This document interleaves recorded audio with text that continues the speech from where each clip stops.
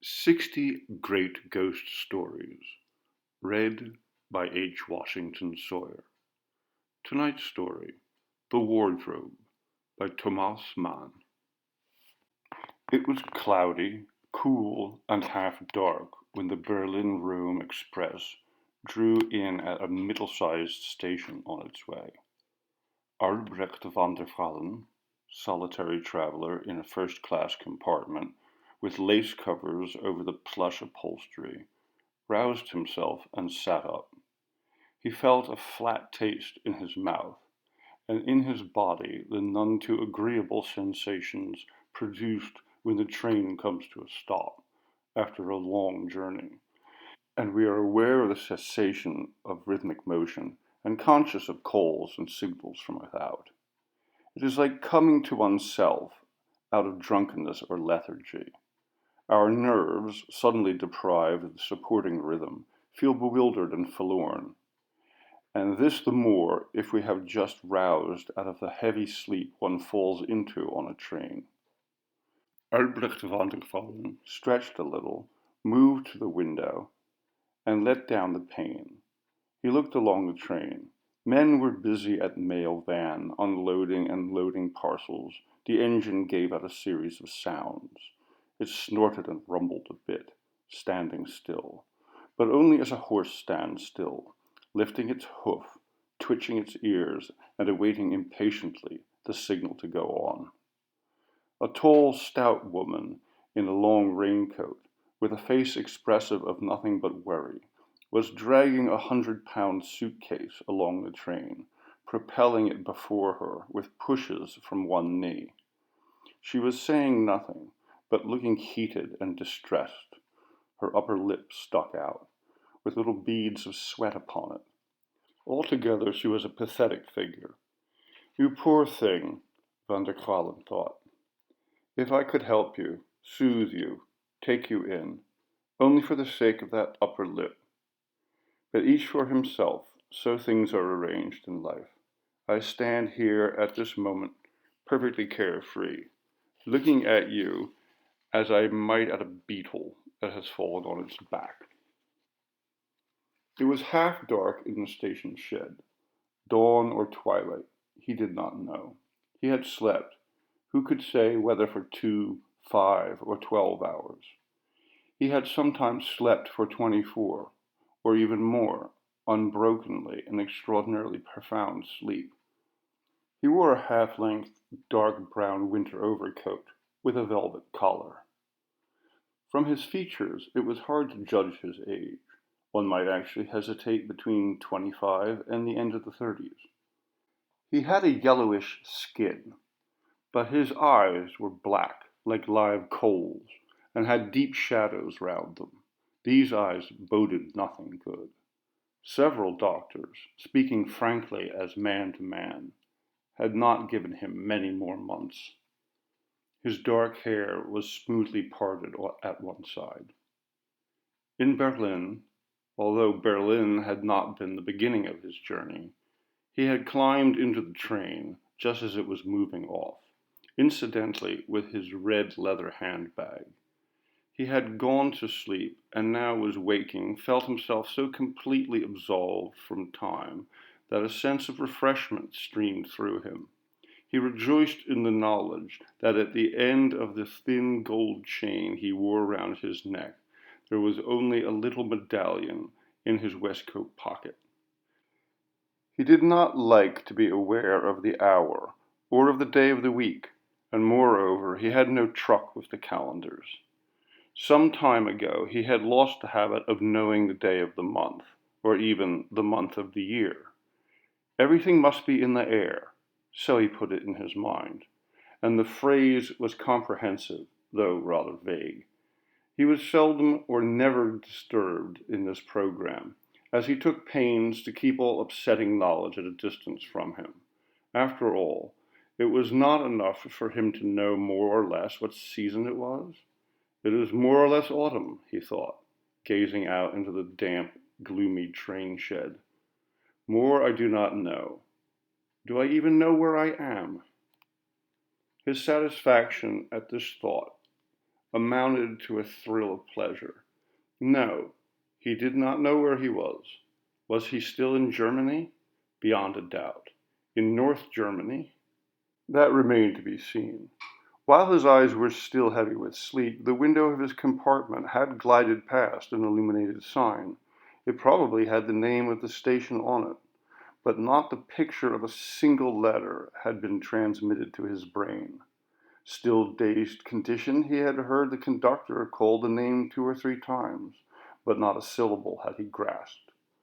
But out there, in a twilight of which he knew not so much as whether it was morning or evening, lay a strange place, an unknown town.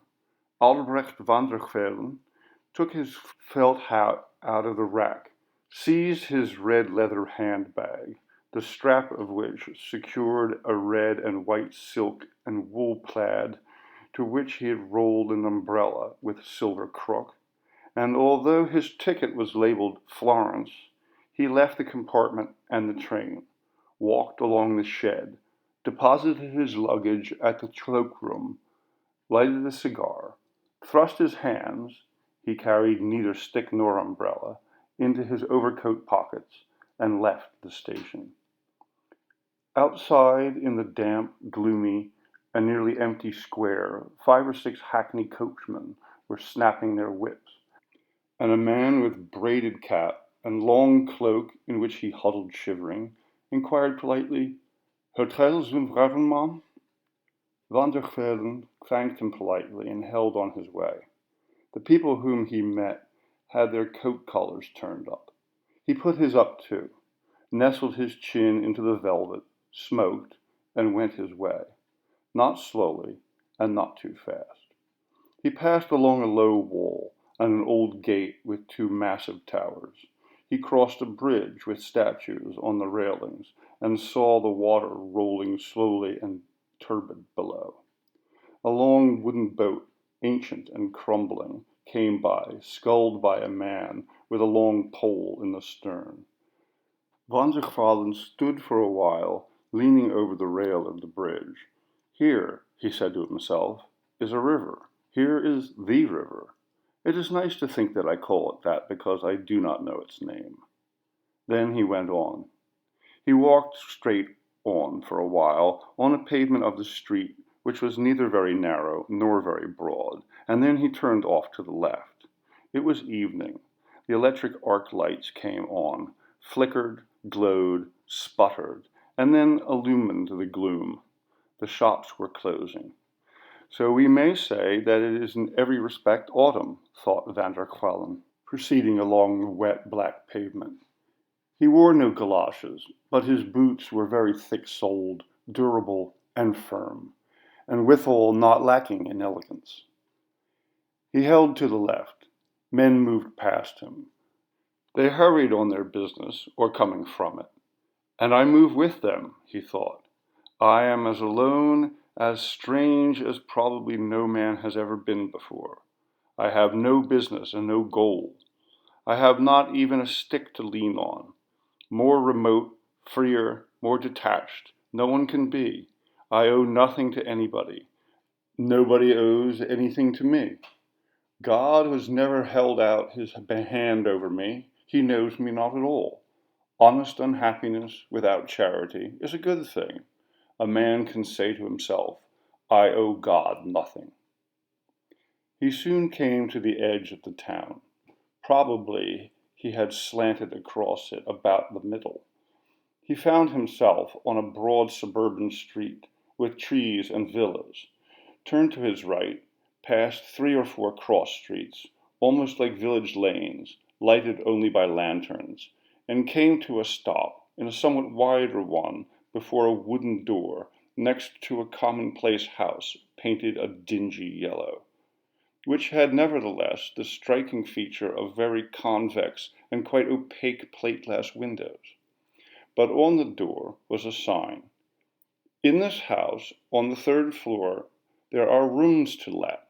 Ah, he remarked, tossed away the end of his cigar, passed through the door, Along a boarding which formed the dividing line between two properties, and then turned left through the door of the house itself. A shabby gray runner ran across the entry.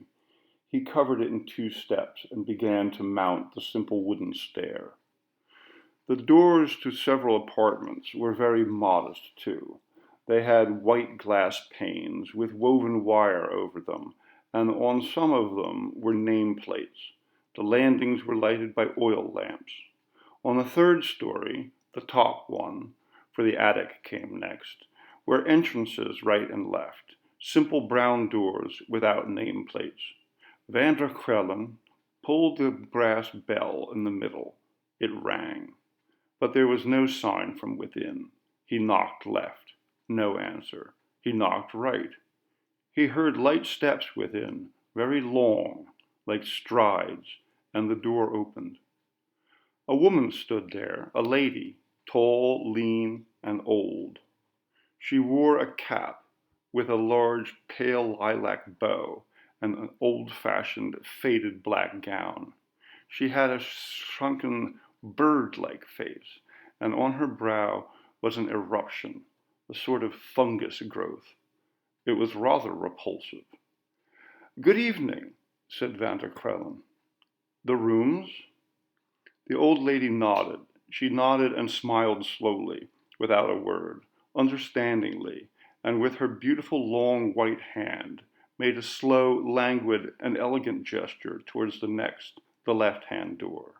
Then she retired and appeared again with a key. "Look," he thought, standing behind her as she unlocked the door. "You are like some old banshee, a figure out of Hoffmann, madam." She took the oil lamp from the hook and ushered him in. It was a small, low-ceilinged room with a brown floor. Its walls were covered with straw-colored matting.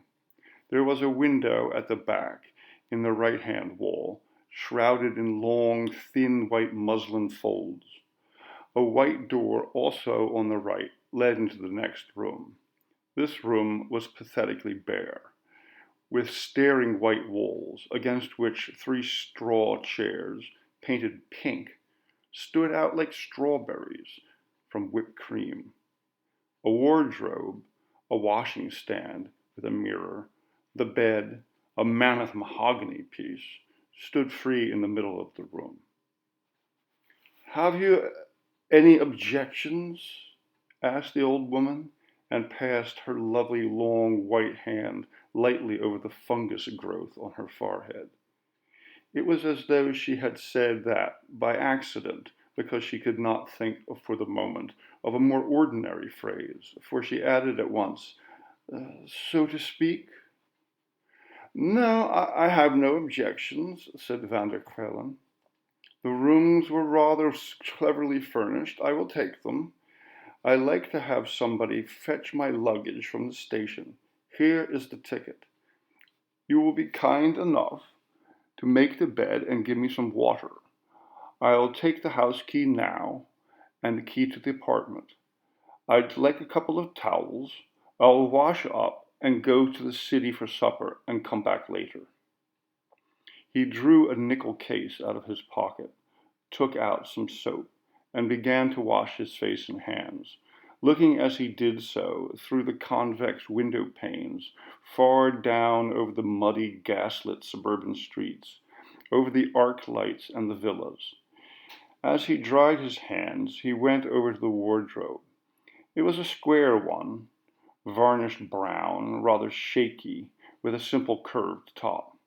It stood in the center of the right-hand wall, exactly in the niche of a second white door, which, of course, led into the rooms which the main and middle door of the landing gave access. "Here is something in the world that is well arranged," thought Van der Kuylen.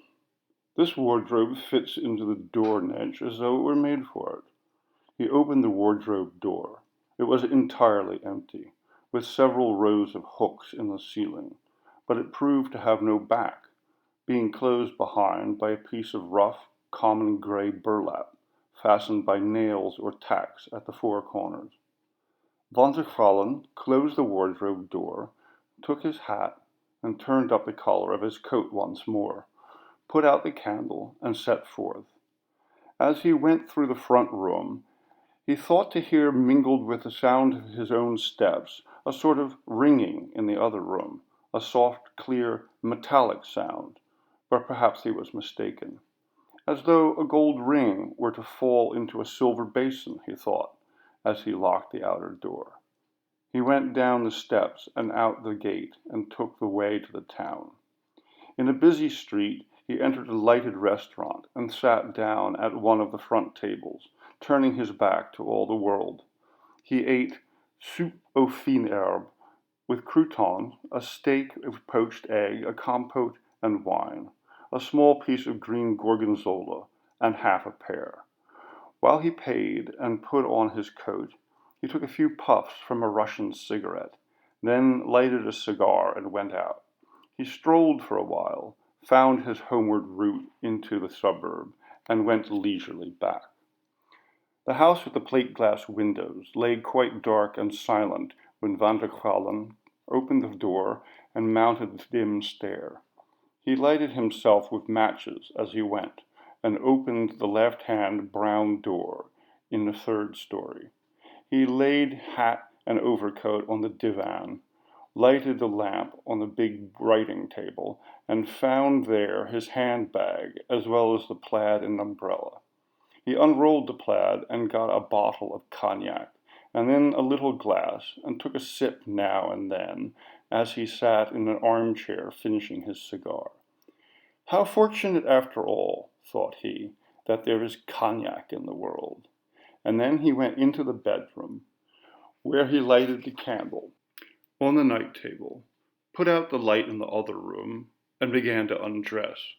Piece by piece, he put down his good, unobtrusive gray suit on a red chair beside the bed.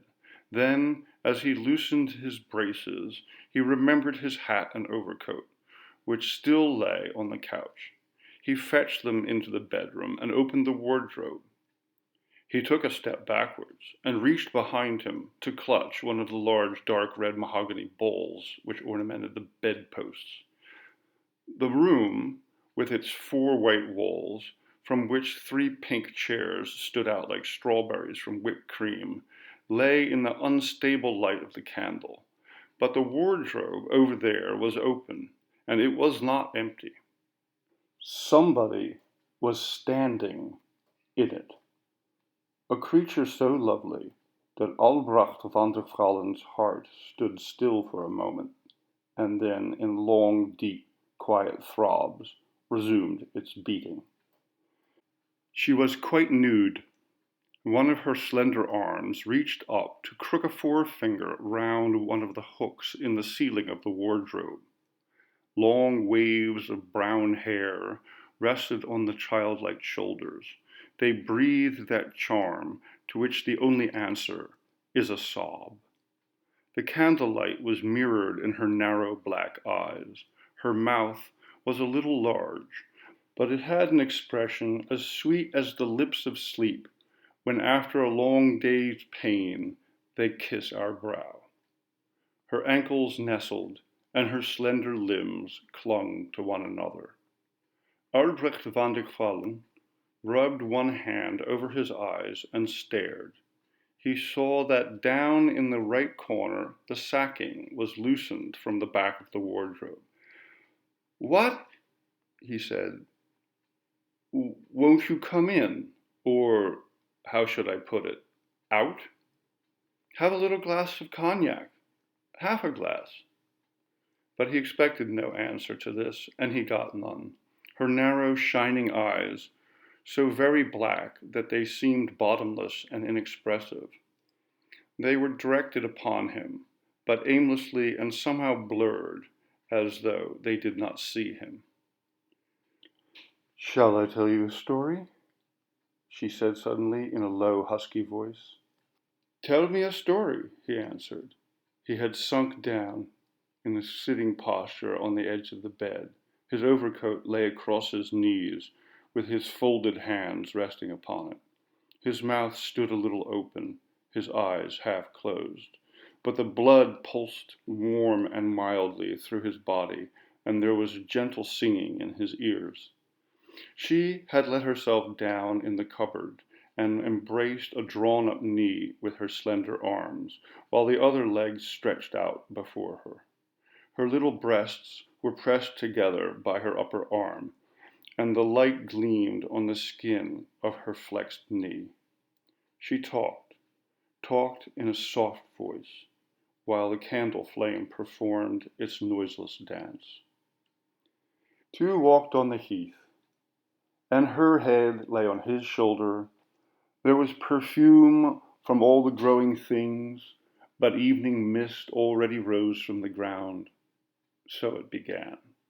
It often was in verse, rhyming in the incomparably sweet and flowing way that comes to us now and again in the half-slumber of fever. But it ended badly. A sad ending, the two holding each other indissolubly embraced, and while their lips rest on each other, one stabbing the other above the waist with a broad knife, not without good cause. So it ended. And then she stood up, with an infinitely sweet and modest gesture, lifted the gray sacking at the right-hand corner, and was no more there. From now on, he found her every evening in the wardrobe, and listened to her stories. How many evenings, how many days, weeks, or months did he remain in this house and in this city? It would profit nobody to know. Who would care for a miserable statistic? And we are aware that Albrecht van der Kwalen had been told by several physicians that he had but a few months to live. She told him stories. They were sad stories, without relief, but they rested like sweet burden upon the heart and made it beat longer and more blissfully. Often he forgot himself. His blood swelled up in him, and he stretched out his hands to her, and she did not resist him. But then for several evenings he did not find her in the wardrobe, and then when she did come back, she did not tell him anything for several evenings, and then by degrees resumed, until he again forgot himself. How long it lasted, who knows? Who even knows whether Albrecht van der Kwalen actually woke up on that gray afternoon and went into that unknown city, and whether he did not remain asleep in his first-class carriage and let the Berlin-Rome Express bear him swiftly over the mountains? Would any of us care to take the responsibility of giving a definite answer? It is all uncertain. Everything must be in the air.